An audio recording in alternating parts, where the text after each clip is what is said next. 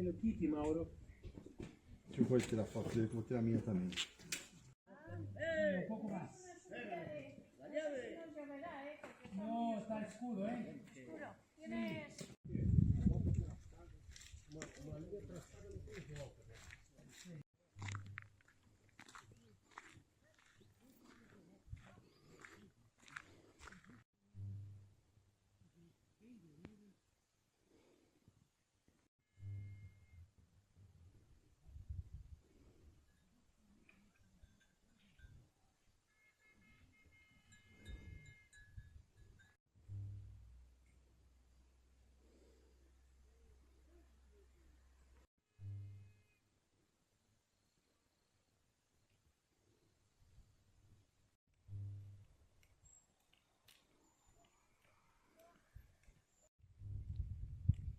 Et me voilà arrivé à destination après 26 km.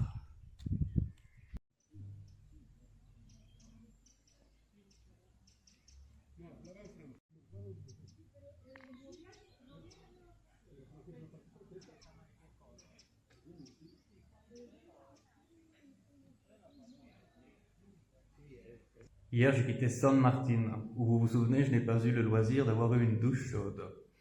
Et je me suis dirigé petit à petit vers ma destination qui était Astorga.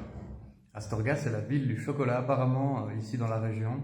Et j'ai appris ça sur le chemin pendant la journée d'hier. Et malheureusement, j'ai pas vraiment eu le temps de faire le tour de cette petite ville pour m'assurer que le chocolat était bien bon, mais on m'a dit qu'il était très cher.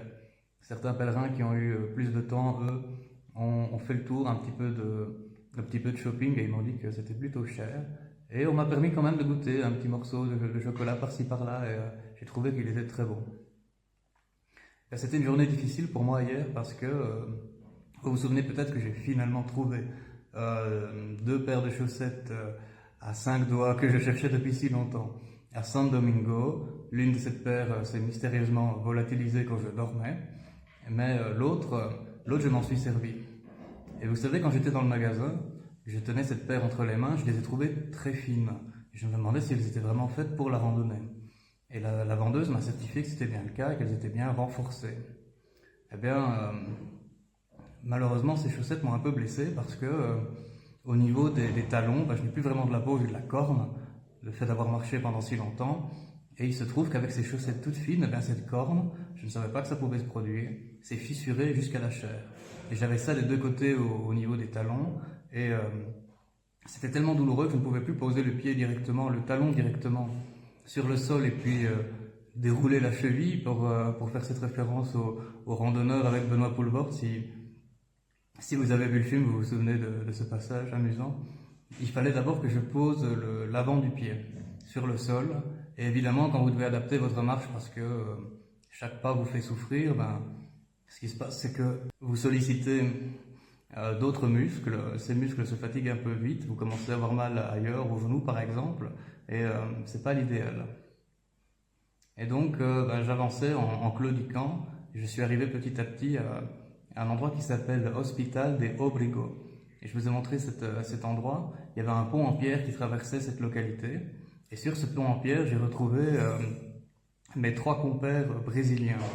Et à ce moment-là, apparemment, ils se sont retournés, ils ont vu que j'étais sur le chemin, que je m'approchais d'eux. Ils se sont mis à crier mon nom tellement fort et à faire une telle fête. Il y a eu une telle commotion sur le pont que tous les pèlerins se sont retournés et se sont écartés. Et hop, je me retrouve à l'extérieur, c'est la magie du montage. Voilà ce qui se passe quand on profite que la cuisine se soit vidée de ses occupants pour tourner une vidéo, c'est qu'on n'a pas le temps d'arriver jusqu'au bout. Je vous disais donc que j'arrivais à un petit village en claudiquant qui s'appelle Hospital de Obrigo et que là sur le pont, soudain j'ai retrouvé mes amis brésiliens. Les 3 amis brésiliens étaient là. Ça faisait plusieurs jours que je ne les avais pas vus. Et lorsqu'ils se sont retournés et qu'ils m'ont vu, ils se sont mis à crier mon nom et ils m'ont fait une telle fête que tous les pèlerins qui passaient par là à ce moment-là, il y a une telle commotion que les gens n'en revenaient pas, ils faisaient des yeux tout ronds, ils se retournaient pour voir qui l'on accueillait comme ça. Eh bien, je dois dire qu'avec un tel accueil, j'ai marché avec eux pendant quelques temps parce que je trouvais que je leur devais bien ça. Ils m'ont dit qu'ils parlaient de moi il y a une dizaine de minutes et qu'ils se demandaient si j'étais plus loin sur le chemin ou plus en arrière.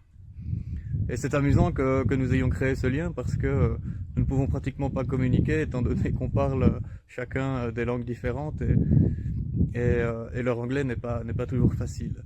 Bien que Carlos, lui, s'en tire mieux que ses compères.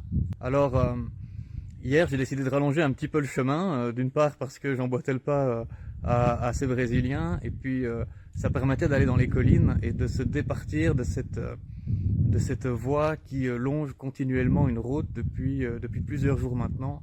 C'est pénible de marcher le long du trafic, et c'était chouette hier de pouvoir marcher dans les collines. Et figurez-vous que dans ces collines, justement, on est tombé sur un donativo. C'était une cabane improvisée où se trouvait là quelqu'un qui proposait des fruits, du café, des biscuits. Je me suis arrêté là pendant un moment et mes amis brésiliens ont vu que ça n'allait pas trop. Ils m'ont demandé si j'allais bien. Et je leur ai expliqué que j'avais des ennuis au niveau des pieds. Et l'un d'eux m'a montré une fiole. Et à l'intérieur de cette fiole, il y avait un liquide ambré. Alors je me suis dit, bon, c'est un remède de grand-mère, il va essayer de me le refourguer, mais ça ne m'intéresse pas. Mais il n'a pas essayé de me le refourguer du tout, il m'a demandé de retirer mes chaussettes. Alors je me suis dit, bon, bah ma foi, si je dois en mettre un petit peu maintenant, pourquoi pas, on peut toujours essayer, ça ne fera pas de mal. Mais ce qui est arrivé, c'est que cet ami brésilien a commencé à me faire un massage des pieds, un massage des talons, des chevilles et des mollets. Ça, je ne m'y attendais pas du tout. Et après ce massage, j'ai senti une grande chaleur dans les endroits où le produit faisait effet. Et puis cette grande chaleur s'en est vite allée et la douleur était partie. Et j'ai pu marcher beaucoup plus facilement. Alors, je ne pouvais pas évidemment reposer directement le talon comme je le faisais. Là, il y avait toujours une gêne, en tout cas, plus vraiment une douleur, mais une gêne, une petite douleur quand même, disons, mais c'était beaucoup plus simple.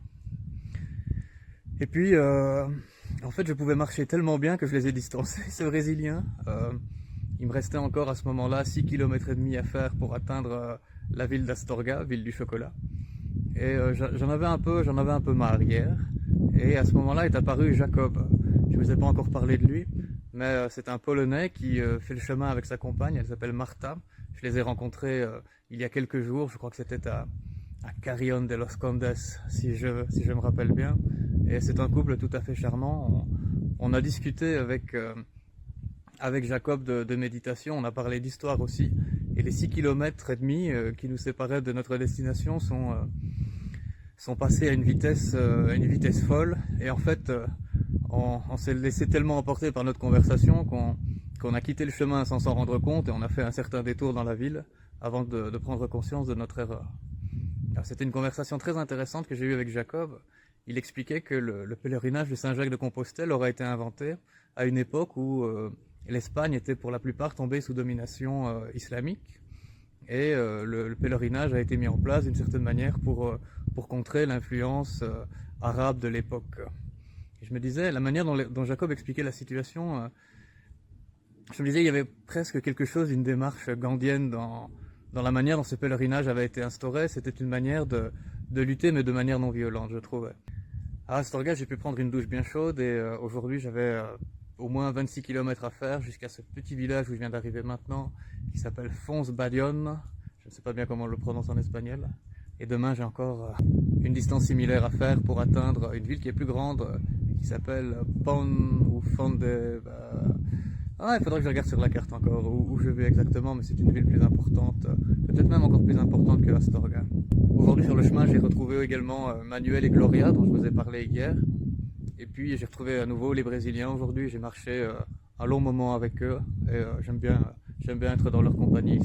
Ils sont tellement affables, ce sont tellement des épicuriens, ils sont tellement bienveillants que c'est chouette de partager une partie de ce pèlerinage avec eux.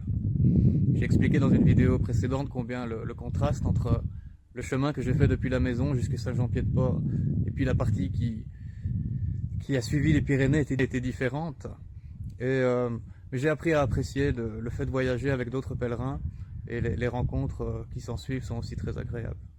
Je ne vous ai pas non plus parlé de Callum, qui est un pèlerin écossais que j'ai rencontré aussi il y a quelques jours, et on discute de temps en temps au cours d'une halte lorsque l'on se croise. Il savait que je m'étais un peu blessé au pied, et il m'a offert une compide, et ça m'a plutôt bien aidé parce que figurez-vous que hier à Astorga, J'ai fait 4 pharmacies dans l'après-midi et dans la soirée. Eh ben, elles étaient toutes fermées. Parce que c'est comme ça en Espagne, les pharmacies sont fermées le samedi après-midi et le dimanche. Et donc, pas de Compeed pour mon pied droit, mais mon pied gauche en a trouvé une. Et aujourd'hui, la marche était plus facile. Je n'ai pas éprouvé de douleur grâce à la Compeed au niveau du pied gauche, même si elle s'était un peu décollée pendant la nuit et que j'ai dû la couper au ciseau. Et puis le pied droit, ben, ma foi, je faisais attention à ne pas trop appuyer sur le talon. Et je dois dire que, de nouveau, grâce à l'aide offerte par tous les pèlerins, grâce à ce massage avec le liquide ambré, grâce à cette Compeed, qui est, si vous ne le savez pas, un pansement que l'on colle là où l'on a une ampoule, eh bien, grâce à toute cette aide, eh bien, le chemin est beaucoup plus facile. Aujourd'hui, je me suis arrêté dans un donativo qui est à l'intérieur d'une ancienne chapelle. Et je vais vous montrer l'intérieur. Et puis j'ai du montage vidéo à faire, alors je vous laisse. Je vous dis à une prochaine vidéo. Mais voilà, c'est ici que je passe la nuit.